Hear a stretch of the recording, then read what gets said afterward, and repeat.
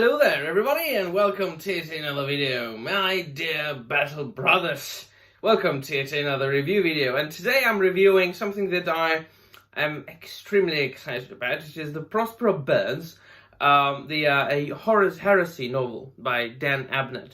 Now, to preface this, and I won't be saying that for a long time in my videos because very soon it will cease to be true. And that is the fact that I'm kind of still a newbie to Warhammer 40k, although in the span of the last 7 to 8 months, I have read over 20 Warhammer 40k and 30k novels and delved deeply into the lore, which of course, if you've been following me, you know that I detest and dislike, I abhor lore videos and shortcuts, which is things like Wikipedia and YouTube videos by clickbaity YouTubers and things like that. I just like to delve deep into the lore, reading the actual novels and codexes. Now, I'm not holding the book in my hands because it is the unfortunate fact of the Black Library that they do not keep many of the older books in print. Nevertheless, I bought it in a digital form and I read it. And once again, I have to say, and now more so than in the book that I have read previously by Dan Abnett, this man is a very, very good writer, and he might actually be one of my favorite modern living authors. And that's because a good author is able to write on multiple levels. And their novels, then, their works of art of very, very skilled and talented writers, have then layers upon layers upon layers, which then can be untangled and understood, read and studied, both at the same time and, separately. Now, what I mean here is that obviously this is a story of the Vulca Federica, the Space Wolves, against the Thousand Suns, but that's very simplistic. Before I read Prospero Burns, I read A Thousand Suns, and I thought that these two books were just two parts of a duology, which told or tell one story from two different points of view. I thought that, of course, The Thousand Suns tells the story from the point of view of the Thousand Suns, and Prospero Burns tells the story from the point of view of the Space Wolves, the Vulca Federica. I knew that the protagonist wasn't an Astartes, but a man. And it is a man. It is Caspar Hauser or Ahmad ibn Rustach, which is, both of these names are references to existing humans. Caspar Hauser, I think an Austrian fella who was famous for actually just growing up in a dark room, very simply said. And Ahmad ibn Rustach was a Persian geographer, and I think some sort of historian or something like that, who traveled to the Russian areas, and I think that he might even reached Scandinavia, did he? And then he, of course, lived among, the people and chronicled their history.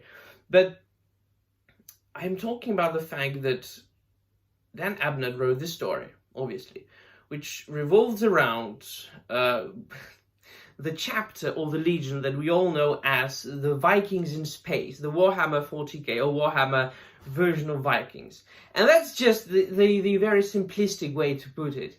And it really, really does prove how much underestimated and how misunderstood the Space Wolves are, both by people who maybe haven't read the books, who haven't got into the lore that much, who only know them through maybe the models or lore videos or things like that, excerpts from Wikipedia, and both the inner lore inhabitants of the Warhammer 40k and 30k universe, where of course they perceive the Space Wolves as mere savages, the executioners of the Emperor, and Liebman Russ being this savage Primarch who is really a dog just to be unleashed upon whomever the Emperor chooses. That's not really true. It is true that they are probably the most disciplined Astartes legion or chapter in the the Imperium, and they are the executioners. They are the weapon of where to which the Emperor reaches when all other options are spent. They are so disciplined and so skilled in their craft, that their warcraft, their murder make, that they will not stop, and nothing will stop them, and they will devise, and they will find out the best strategy to reach their goal. Moreover, we find out in this book that they are not mindless savages as everybody thinks, because especially there's one passage where Leman Russ, my favorite Primarch, of course, Leman Russ, of course, and then there will be spoilers, but I don't think that people will read Prospero Burns without having read the initial trilogy, the Horus Heresy, and of course Fulgrim and the Flight of the Eisenstein and the Thousand Suns. Definitely read those books at the very least before reading Prospero Burns. So I think that you might be very well acquainted with the lore so far. So Leman Russ, of course, discovers that Caspar Hauser is an unwilling spy. And at the point of this scene, of this sequence, of this passage, Leman Russ doesn't know that he's really the unwilling and unknown spy of the chaos. He still thinks that he is the spy of Magnus, with the Thousand Suns. And that's the tragedy there, right? Because after Magnus finds out that Horus is going to turn into a traitor, he decides to go and warn the Emperor, and he travels through warp, and he reaches Terra, and he fucks things up. He unleashes horrible things onto the Emperor and his throne, and he destroys many of the Emperor's technology, and ultimately he destroys his plan to take over the universe and rule it peacefully, just for the good of mankind, kind of. So and that all happens in the previous book, in the first part of the duology, at least, A Thousand Suns. And so after the Council of Nicaea, of course, where he was forbidden to use the psychic powers, him and his entire legion, he breaks that promise, he breaks that rule, he breaks that law, and that is why the Emperor finally chooses to unleash the Space Wolves upon him.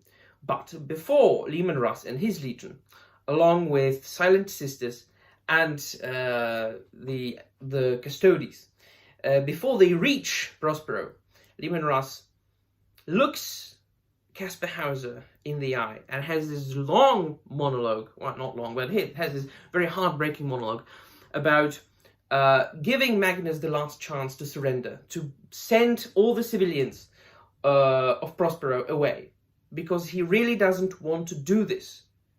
He has been driven to it by the acts and actions by the Thousand Suns and Magnus, and that he is giving him a chance, not only one, but multiple chances, to settle this tragedy peacefully. Well, of course, it doesn't help, because that doesn't speak to Magnus, but to the demons of the warp. And this is just the first layer of that book. The fact that he is able, the Dan Abnett was able to describe and make the Space Wolves into very colorful characters, not the savages that everybody thinks they are, and the Primarch as well, Leman Russ, and that he actually throws more light upon the events of A Thousand Suns, and that actually you when you think that certain things happen one way in the Thousand Suns, when you read Prospero Burns, you actually find out that everything was a little bit different. It's just one layer. The other layer is the inspiration by that which I studied at university, and that is Old Germanic literature. Now, everybody can write a story like Old Norse kind, Old Norse inspired story as far as its surface level goes. You can make it look like, you know, an Icelandic saga or a Norse text on the surface, right? Because everybody has some kind of like surface knowledge of what the Old Norse people were like, right? I'm not calling them Vikings because not every Norseman was a Viking, right? Viking was a very specific group of people, as everybody should know. Now, man, listen. Dan Abnett was able to write the text in the way that the Old Norse texts were composed. Both, initially, of course, poetry, because the stories of old Germanic peoples were first traded orally, obviously, through poems and poetry and songs, and then only then they were written down, mostly after Christianization of Europe. But as well as, you know, like the later chronicles and annals of the Germanic peoples, both Anglo-Saxons and Scandinavians, the Germans as well, so on and so forth.